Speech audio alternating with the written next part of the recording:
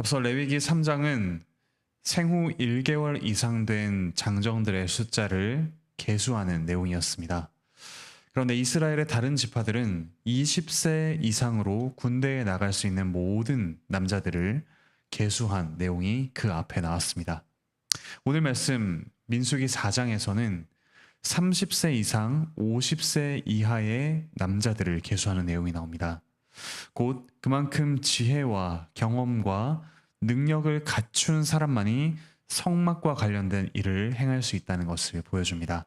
그리고 이 성막과 관련된 일은 그만큼이나 능력과 지혜가 필요한 중요한 일이라는 사실을 우리에게 알려줍니다. 오늘 말씀에서는 레위의 세 아들들 고핫, 게르손, 므라리 이 셋으로부터 비롯된 각각의 그 계열들의 사람들이 행할 일들을 우리에게 보여줍니다. 먼저 1절부터 19절에서는 고핫 자손이 행할 일을 우리에게 알려줍니다. 고핫 자손은 크게 보아 모세와 아론이 속한 족속입니다. 가문입니다. 이들은 성막 안의 모든 물품과 성소 안의 법궤, 진설병, 등대, 분향단, 그리고 봉사하는 기구 등을 5개의 보자기로 운반합니다. 먼저 제사장만이 이 성물들을 만질 수 있기 때문에 제사장이 보자기로 그 물건들을 모두 쌉니다. 그 후에 이 보자기로 둘러싸인 물품들을 고핫 자손들이 행군할 때 운반하는 것이 곧 이들의 역할이었습니다. 그런데 특이하게도 이 중에서 법궤는 다른 모든 물품들과 다르게 파란색 보자기가 가장 바깥에 보이도록 쌉니다. 그 이유는 파란색은 곧 하늘을 상징하는 색깔이었기 때문입니다. 곧 하늘에 계신 하나님께서 이 보자기 안에 든 법궤와 함께 우리와 함께 계신다라는 사실을 분명히 보여주는 것이 법궤를 싼 이 파란색 보자기였습니다. 그것이 이동하면서 곧 하나님께서 우리와 함께 이동하신다는 사실을 분명하게 보여주었습니다. 이처럼 아론과 그 아들들, 곧 제사장들이 이 모든 것들을 싼 후에 고핫 자손은 메고 운반하기만 합니다. 고핫 자손은 성막 또는 그 성막 안에 든 물건들을 만지거나 잠시라도 보기라도 한다면 그들은 죽음을 면하지 못했습니다. 왜 이렇게 엄격하게 하나님께서 규정하셨을까요? 그 이유는 곧 그들이 하나님의 거룩하심을 알고 두려워하며 경외하게 하기 위함입니다. 오직 하나님께서 정하신 그 방법으로만, 그 은혜로만 하나님께 나아갈 수 있음을 알게 하시기 위해서입니다. 하나님이 그들 중에 함께 계시기 때문에, 그리고 어쩌면 눈에 보이는 물건들 가운데 하나님이 임재하신다는 그 사실 때문에 잘못하면 레위인들은 이 성막의 물건들을 함부로 대할 수 있었습니다. 하지만 하나님께서는 그조차 삶과 죽음을 나누는 아주 분명한 위험한 일이 되게 하심으로써 하나님을 경외하는 법을 이들이 일상 가운데 배우도록 하셨습니다. 이어서 20절부터 28절에서는 게르손 자손이 운반할 것이 나옵니다. 곧 성막의 여러 가지 천들을 게르손 자손들이 운반합니다. 이어서 29절부터 33절에서는 므라리 자손이 운반하는 것이 나오는데, 곧 성막을 둘러싸는 널판지, 그것들을 세우는 기둥, 받침, 그리고 그것들을 묶어매는 줄과 같은 것들을 므라리 자손들이 운반했습니다. 이 세 자손들 중에서 고핫 자손이 매는 일은 제사장 엘르아살이 감독했습니다. 그리고 게르손 므라리 자손의 일은 이다말이 감독했습니다. 여기서 감독하다라는 말, 이 말에서 바로 신약시대의 목사를 지칭하는 감독이라는 단어가 나왔습니다.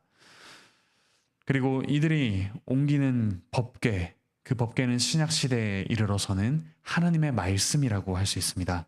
말씀을 맡은 목사는 그리스도와 사도로부터 전수받은 복음을 잘 지키고 또한 전파하는 일을 행합니다. 말씀의 권위로 그리스도의 사랑으로 성도들을 잘 감독하는 일들을 하죠. 오늘날에 우리는 너무나도 쉽게 이 하나님의 말씀을 가지고 살아갑니다. 귀에 들리고 눈으로 보고 읽을 수 있죠. 하지만 우리가 과연 하나님께서 이 말씀으로 우리와 함께 하신다는 사실을 얼마나 감사하게 여기며 그 하나님을 경외함으로 말씀을 대하고 있는지는 정직하게 돌아보아야 합니다. 원래 하나님의 임재를 상징하는 것을 보기만 해도, 정해진 자 외에 보기만 해도, 만지기만 해도 죽었습니다. 심지어 그것을 운반하는 역할을 맡은 이들조차 그것을 가볍게 대할 때 죽음을 면하지 못했습니다. 하물며 오늘 우리는 어떻습니까? 한낱 피조물인 우리, 아니 죄로 죽었던 우리가 하나님께서 함께 하시는 그 은혜의 방편인 말씀, 이 말씀을 가볍게 여긴다면 사실 우리는 이 민수기에 나오는 말씀처럼 죽어야 마땅한 이들입니다. 하지만 하나님께서 은혜롭게도 우리에게 끊임없이 말씀을 들려주시고 또한 말씀을 읽을 수 있게 우리에게 은혜를 베푸십니다. 그러므로 이 말씀을 존중하며 무겁게 여기며 그 무거운 말씀을 따라 일상을 살아갑시다. 이어서 34절부터 49절에는 고핫, 게르손, 므라리 자손별로 성막을 섬기는 자의 인원을 조사하는 내용이 나옵니다.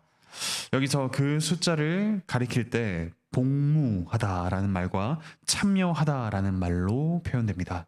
이 말들은 곧 군대를 가리킬 때 사용되는 말입니다.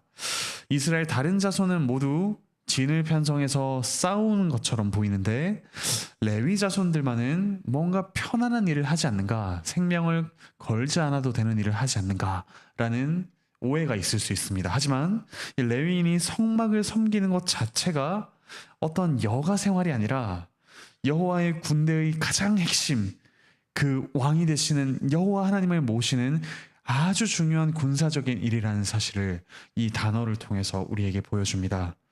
오늘날도 마찬가지입니다. 모든 성도는 각자의 삶에서 하나님 나라의 질서를 따르는 선한 싸움을 합니다. 우리는 함께 하나님 나라의 백성으로서 이 땅에서 행진해 갑니다. 그리고 목사는 어떻습니까? 교회에서 그냥 책만 보고 또 생각만 하고 원할 때 누군가를 만나는 그런 편한 일을 하는 것이 아닙니다. 하나님의 임재의 방편인 이 말씀을 부지런히 연구하고 가르치고 또 그것으로 신방하며 교회를 돌보는 아주 중요한 일을 하고 있는 것입니다. 우리 모두 각자에서 하나님께서 맡기신 직분을 행하고 있습니다. 그러므로 우리 함께 하나님께서 맡기신 그 직분에 충성하며 무엇보다 하나님의 말씀을 듣고 읽고 하나님을 경외함으로 나아갑시다. 하지만 우리가 늘 말씀을 무겁게 여기지 못하는 그 죄, 하나님의 임재를 소홀히 여기는 그 죄를 우리 주 예수 그리스도께서 오셔서 대신 지셨습니다. 그분은 그 누구보다 하나님의 말씀을 무겁게 여기셨고 또 그분 자체가 바로 하나님께서 거하시는 성전이십니다. 하지만 그분은 성전을 가볍게 여기는 우리를 위해 하나님의 부재, 아니 하나님께서 얼굴을 돌리시는 그 무엇보다 두려운 그 죽음을 십자가에서 경험하셨습니다. 우리가 하나님의 환한 얼굴, 하나님의 기쁨 가득한 얼굴을 보게 하시도록 그리스도께서 하나님의 저주하시는, 진노하시는 얼굴을 마주 보셨습니다. 그러므로 사랑하는 형제자매 여러분, 이제 우리는 하나님을 기쁨으로 만납니다. 그리고 하나님의 말씀을 가지고 성령 하나님께서 우리 안에 계시기에 일상에서 하나님과 동행하는 그 은혜를 누립니다. 우리 예배 시간에 그리고 우리 모든 일상에서 우리와 함께 하시는 하나님의 임재를 누리며 감사하며 함께 믿음의 선한 행진을 해나가시기를 바라고 축복합니다. 기도합시다. 하늘에 계신 우리 아버지 하나님 참으로 감사드립니다. 이 민수기 말씀을 통하여 하나님께서 저희에게 다가오시는 그리고 함께 하시는 임재가 실은 얼마나 무겁고 두려운 것인지 깨닫게 하시니 감사드립니다. 하지만 하나님의 그 두려우심은 하나님의 사랑과 자비와 함께 있기에, 사랑과 자비에 감싸여 있기에 저희가 하나님의 말씀을 기쁨으로 받고 하나님께서 저희 안에 성령으로 내주하심을 감사히 여기며 동행할 수 있게 하시니 또한 감사드립니다. 하나님의 직분을 맡은 자로서 저희가 일상에서 또한 교회를 섬기는 일에서 감사와 기쁨으로 하나님을 경외함으로 이 일들을 기꺼이 해나갈 수 있도록 은혜를 베풀어 주시옵소서. 몸과 마음의 아픔이 있는 이들 주께서 회복시켜 주시옵소서. 또 각자의 삶의 현장에서 그 직분을 감당하는 이들에게 가정과 직장과 학교에서 지혜와 또 용기와 사랑으로 살아갈 수 있도록 주께서 은혜 내려 주시옵소서. 감사드리며 예수 그리스도의 이름으로 기도합니다.